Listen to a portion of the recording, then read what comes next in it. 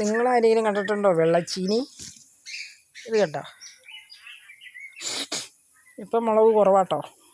മറ്റേ ഇത് നല്ല മുളകുള്ള ചീനിയായിരുന്നു. ഇതൊന്ന് പരിചയപ്പെടുത്താൻ വേണ്ടിയിട്ടാണ് നിങ്ങൾക്ക്. നല്ലതാണ് തോരൻ വയ്ക്കാനൊക്കെ ആയിട്ടും എല്ലാത്തിനും. മീൻകറി വെച്ചാലും നമുക്ക് കീറിയിടാം. അത്രയ്ക്ക് പച്ചമുളകിൻ്റെ നീട്ടമുണ്ട് ഇതിന്. കണ്ടോ, നല്ല മുളകാണ്. നിങ്ങളിത് തന്നോട്ടോ. ഇതിനെന്നാ നിസ്സാരം മതി. കാരണം എന്നാന്ന് വെച്ചാൽ ശകലം ചാണകം എന്തെങ്കിലും വളമായിട്ട് ഉപയോഗിക്കാം. പിന്നെ നമുക്ക് ഈ ഇടയ്ക്കിടയ്ക്ക് ചാരമൊക്കെ തണ്ടിനോട് ചേർത്തിടരുത്. ഇച്ചിരി അകത്തിയിട്ട് മണ്ണ് ഇളക്കി കൊടുക്കണം. അതായത് എന്ത് നട്ട് കൊടുത്താലും അതിൻ്റെ ചുറ്റും ഇളക്കി, അത് ചോടയിലൊന്നും മുട്ടിക്കാതെ നമ്മൾ ചോട ഇളക്കി പയ്യെ ഇളക്കി അതിന് വളം അകത്തി ഇടണം. എന്നിട്ട് അന്നേരം വെള്ളം ഒഴിക്കരുത്. പിറ്റേ ദിവസം വെള്ളം ഒഴിച്ച് തുടങ്ങണം. അപ്പോഴത്തേക്കും ഇത് കരുത്താർജിച്ച് വരും. ഞാൻ എന്ത് കൃഷി ചെയ്താലും, ഇപ്പോൾ ചേനയാണെങ്കിലും ചേമ്പാണെങ്കിലും എന്ത് കൃഷിയാണെങ്കിലും ഞാനത് ഇടുന്നത് യൂറിയ കപ്പയ്ക്ക് മാത്രമേ ഇടുകയുള്ളൂ. എനിക്കതേ ഇഷ്ടമുള്ളൂ. യൂറിയ അധികം ആവാൻ പാടില്ലെന്നാണ് പറയുന്നത്. നമ്മുടെ ശരീരത്തിൽ യൂറിയയുടെ അളവ് കൂടുമെന്നാണ് പറയുന്നത്. യൂറിയ അധികം കപ്പ തന്നെ യൂറിയയുടെ ഒരു അംശത്തിൽപ്പെട്ടതാണ്. പൊട്ടറ്റോ, കപ്പ, പിന്നെ അങ്ങനെയുള്ള സാധനങ്ങളൊക്കെ, കിഴങ്ങ് വർഗ്ഗങ്ങളൊക്കെ, കാച്ചിൽ, അതിനൊക്കെ ഞാൻ ചാണകപ്പൊടി കേട്ടോ ചേർക്കാറുള്ളൂ. ഞാൻ പറഞ്ഞില്ലേ, ചോട് ഇങ്ങനെ പൊട്ടിച്ച് കൊടുത്തിട്ട് വേണം നമ്മൾ വളമിടാൻ.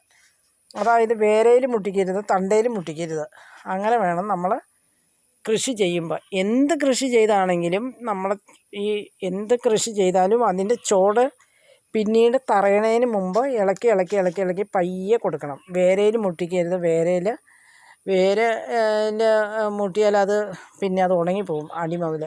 അപ്പോൾ നമ്മൾ അകത്തി ഇങ്ങനെ ഈ ചോട് ഇളക്കി കൊടുത്തിട്ട് വളം ഇട്ട് കൊടുക്കണം. ഞാൻ ഇതിനും വേണ്ടി ഇപ്പോൾ യൂറിയ ഒന്നും ഇട്ട് കൊടുക്കില്ല കേട്ടോ.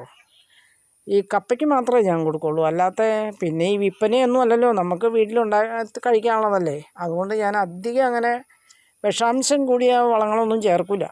ചീനി, വെണ്ട, പാവൽ, പടവലം, ഇതൊക്കെ നമ്മുടെ കൃഷി ആവശ്യങ്ങൾക്കുള്ള സാധനങ്ങളല്ലേ. അതുകൊണ്ട് ഞാൻ അതൊന്നും ചേർക്കാറില്ല. പപ്പായയൊക്കെ നമ്മുടെ പിള്ളേർക്ക് കൊടുത്താൽ നല്ല ഗുണമുള്ള സാധനമാണ്. നമുക്ക് മരുന്ന് മേടിക്കാം. ഇതൊക്കെ ഈ വയറിന് വേദന അങ്ങനെയുള്ള ഇതിനൊക്കെ ഒരു നല്ല സാധനമാണ് പപ്പായ എന്ന് പറയണത്. അതായത് വിരയുടെ ശല്യമുള്ള പിള്ളേർക്ക് പപ്പായ തോരൻ വെച്ച് കൊടുത്താൽ നല്ലതാണെന്ന് പറഞ്ഞ് ഞാൻ കേട്ടിട്ടുണ്ട്. എൻ്റെ അമ്മയൊക്കെ പറഞ്ഞ് ഞാൻ കേട്ടിട്ടുണ്ട്. അപ്പോൾ അങ്ങനെയുള്ളതിനൊന്നും നമ്മൾ അധികം പൊട്ടാസ്യം ചേർന്ന സാധനങ്ങളൊന്നും, യൂറിയ ചേർന്ന സാധനങ്ങളൊന്നും അടിയിലിട്ട് കൊടുക്കരുത്. പിന്നെ ചില കൃഷിക്കാരെങ്ങനെയാണെന്ന് വെച്ചാൽ ഇപ്പോൾ ഇതെല്ലാം ചേർത്ത് കൊടുക്കാറുണ്ട്. വിഷാംശം തന്നെയാണല്ലോ ഇപ്പോൾ നമ്മുടെ പൊതുവായ പച്ചക്കറികളിൽ. ഇപ്പോൾ പുറത്ത് നമ്മൾ കച്ചവടക്കാരൊക്കെ അധികം ഇങ്ങനെ വിഷാംശം കൂടിയ സാധനങ്ങൾ ഉണ്ടാക്കിയാലാണ് അത് വലുതാവുള്ളൂ എന്നുള്ളൊരു ചിന്താഗതിയും കൊണ്ട് അവർ അങ്ങനെയൊക്കെ ചേർത്ത് കൊടുക്കാറുണ്ട്. പക്ഷെ നമ്മൾ വീട്ടിൽ നടന്ന സാധനങ്ങൾക്കൊന്നും നമ്മൾ ഇങ്ങനെയുള്ള ഞാൻ പൊതുവേ ചേർക്കാറില്ല. എനിക്ക് പണ്ട് കപ്പയുടെ കൃഷിയും കാച്ചിൽ, ചേന, ചേമ്പ്, വാഴക്കൊല ഇതൊക്കെ കൃഷി ഉണ്ടെങ്കിലും ഞങ്ങൾക്ക് വീട്ടിലെ ആവശ്യത്തിനൊക്കെ എടുക്കാനുള്ളതല്ലേ. അല്ലെങ്കിൽ നമുക്കത് ചേർക്കാൻ പറ്റുമോ? ഇപ്പോൾ അങ്ങനെയൊക്കെ ചേർത്ത് കൊടുത്തിട്ടുണ്ടെങ്കിൽ പല അസുഖങ്ങളല്ലേ വന്നെ. അതുകൊണ്ട് ഇതൊന്നും ഞാൻ ചേർത്ത് കൊടുക്കാറില്ല. നിസ്സാരം ഒരു ചീനിയാണെങ്കിൽ പോലും, അതായത് ചെറിയ ചീനി, വെണ്ട, വഴുതന, പാടവലങ്ങ, പാവയ്ക്ക, കോവയ്ക്ക, എല്ലാ പച്ചക്കറികൾക്കും നമ്മൾ അതിൻ്റേതായ രീതിയിൽ കൃഷി ചെയ്താൽ നമ്മുടെ ശരീരത്തിനൊരു ഹെൽത്താണ്. അതാണ് എൻ്റെ ഉദ്ദേശം. എൻ്റെ പിള്ളേർക്കാണെങ്കിലും അത് നമ്മുടെ ശരീരത്തിൻ്റെ ഇപ്പം ആരോഗ്യം ഇല്ലാത്ത ആൾക്കാരാണല്ലോ എല്ലാം രോഗങ്ങൾക്കും അഡിക്റ്റായിക്കൊണ്ടിരിക്കുക. അതായത് കിഡ്നി, ഹാർട്ട്, അങ്ങനെ എല്ലാ പ്രശ്നങ്ങൾക്കും, പാൻക്രിയാസ്, അങ്ങനെയുള്ള എല്ലാ സംഭവങ്ങളും രോഗം പിടിപെട്ട് എല്ലാം തീർന്നുകൊണ്ടിരിക്കുന്ന കാലഘട്ടം ഇത്. അപ്പോൾ എവിടെ ചെന്നാലും നമുക്ക് ഈ അപകടകാരിയായ കാര്യങ്ങളെ നമ്മൾ ഭക്ഷിക്കുന്നത്.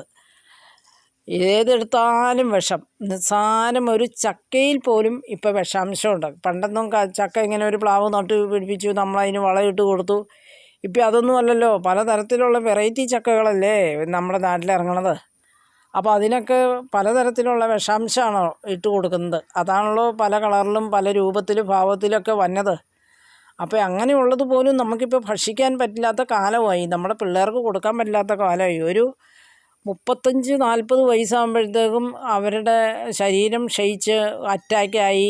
നിസ്സാര 6 വയസ്സായ കൊച്ചിന് പോലും ഇപ്പോൾ അറ്റാക്ക് വന്നുകൊണ്ടിരിക്കുന്നു. അപ്പോൾ ഇങ്ങനെയുള്ള സന്ദർഭങ്ങളിൽ നമ്മളൊരു ചീനിയാണെങ്കിലും നട്ടുപിടിപ്പിച്ച് അതിന് പരിപൂർണമായ വളവും കൊടുത്ത് ശുദ്ധമായ ഒരു സ്ഥലത്ത് നിർത്തി നല്ല പോലെ ജലാംശമുള്ള മണ്ണിൽ നട്ട് വളർത്തി കുഞ്ഞുങ്ങൾക്ക് കൊടുക്കുവാണെങ്കിൽ അതായിരിക്കും ഉചിതം. പിന്നെ എന്നാന്ന് ഒരു കാര്യം, ഇപ്പം നമുക്കിപ്പം എങ്ങനെയാണെന്ന് വെച്ചാൽ സ്ഥലമില്ലാത്തവർ കാണും, ചിലപ്പോൾ 2 സെൻറ്റ് സ്ഥലമുള്ളവർ കാണും. അങ്ങനെയുള്ളവർക്ക് എങ്ങനെയാണെന്ന് വെച്ചാൽ ചാക്കിനകത്ത് അങ്ങനെയുള്ള കൂടുകളിൽ പാക്ക് ചെയ്ത് ഇങ്ങനെ നട്ടാലും ഇഷ്ടം പോലെ ഇതുപോലെ ചീനിയും കാര്യങ്ങളൊക്കെ ഉണ്ടാവും. കാന്താരി മുളക് നമുക്കിപ്പോൾ ഒരു മീൻ മേടിച്ച് അതിനകത്ത് ഇടണമെങ്കിൽ ഇതുപോലത്തെ കാന്താരി മുളക് പോരെ, അല്ലെങ്കിൽ ഇതുപോലത്തെ പച്ചമുളക് നട്ടുപിടിപ്പിക്കാം.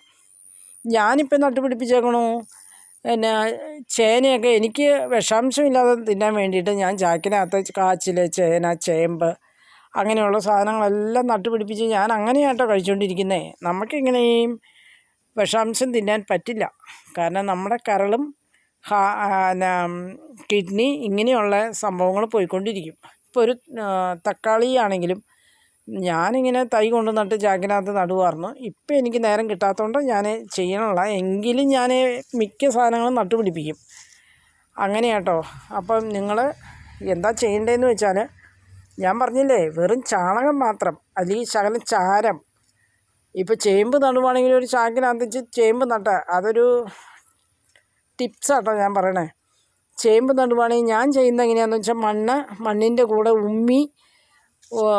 ഈ ഉമ്മി ഏതാണെന്നറിയാൻ പാടില്ല, നെല്ല് കുത്തിയിട്ട് ബാലൻസ് വരുന്നത് അതിൻ്റെ തോട്.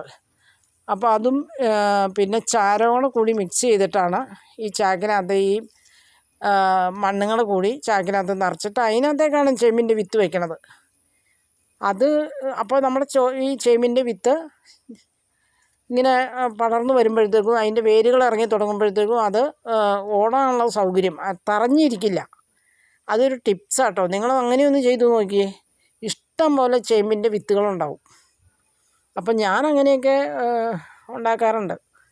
പിന്നെ എനിക്കധികം അങ്ങനെ കഴിക്കാൻ പാടില്ലാത്തതുകൊണ്ട് ഞാൻ കുറച്ചൊക്കെ നടുവുള്ളൂ. ഞാൻ വിൽക്കാറൊന്നുമില്ല, ചുമ്മാ ഇങ്ങനെ നട്ട് അങ്ങനെ ഒരു രസം. അപ്പോൾ ഈ വീഡിയോ വൈൻഡപ്പ് ചെയ്യുന്നു. ഇതിനെക്കുറിച്ച് ചീനിയെക്കുറിച്ച് പച്ചക്കറികളെക്കുറിച്ചൊരു ഇതാണ് ഞാൻ പറഞ്ഞു തന്നതേ.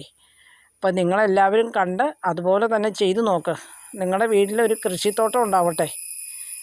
അപ്പോൾ ഞാൻ ഈ വീഡിയോ വൈൻഡപ്പ് ചെയ്യുന്നു.